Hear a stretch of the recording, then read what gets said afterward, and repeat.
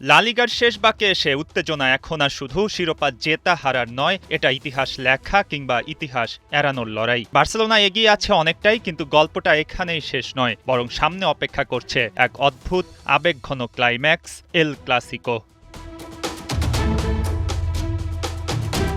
৩৪ match শেষে বার্সেলোনার point ৮৮ আর ৩৩ match খেলে রিয়াল মাদ্রিদের ৭৪, ব্যবধানটা ১৪। রিয়ালের হাতে বাকি ৫ ম্যাচ সর্বোচ্চ উঠতে পারবে ৮৯-তে, অর্থাৎ খাতা কলমে বার্সেলোনা বেশ এগিয়ে। ওসাসুনার বিপক্ষে ২-১ গোলে জয়ের পর নির্ভার শব্দটা যাচ্ছে হ্যান্সি ফ্লিকের দলের সাথে। রাতে কেবল স্পানিওলের বিপক্ষে রিয়াল মাদ্রিদের পরাজয় বা ড্র পুরোপুরি নিশ্চিত করতে পারে বার্সার শিরোপা, বাকি থাকবে না আর কোনো হিসাব নিকাশ।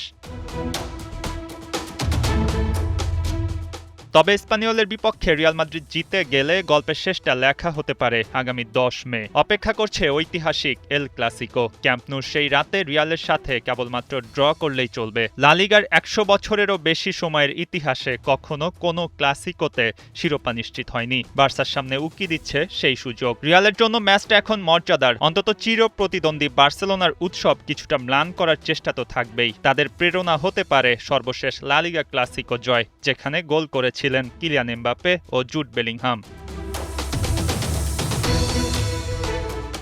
আর আছে সবচেয়ে আলোচিত এক প্রশ্ন, পাসিও বা গার্ড অফ অনার। চ্যাম্পিয়ন হিসেবে বার্সেলোনাকে কি গার্ড অফ অনার দেবে রিয়াল? স্পেনের ফুটবলের ঐতিহ্য হলো কোনো দল শিরোপা নিশ্চিত করলে পরের ম্যাচে প্রতিপক্ষ দল দুই সারিতে দাঁড়িয়ে অভিবাদন জানাবে। অতীত বলছে এই ঐতিহ্য সবসময় মানা হয়নি। সম্পর্কের টানাপোড়েন, বিতর্ক সব মিলিয়ে এবারের উত্তরটাও অনিশ্চিত।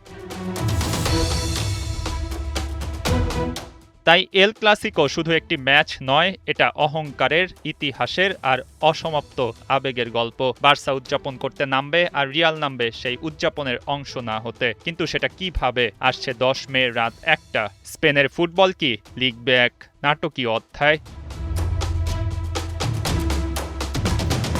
মঈন হাসান, ৭১।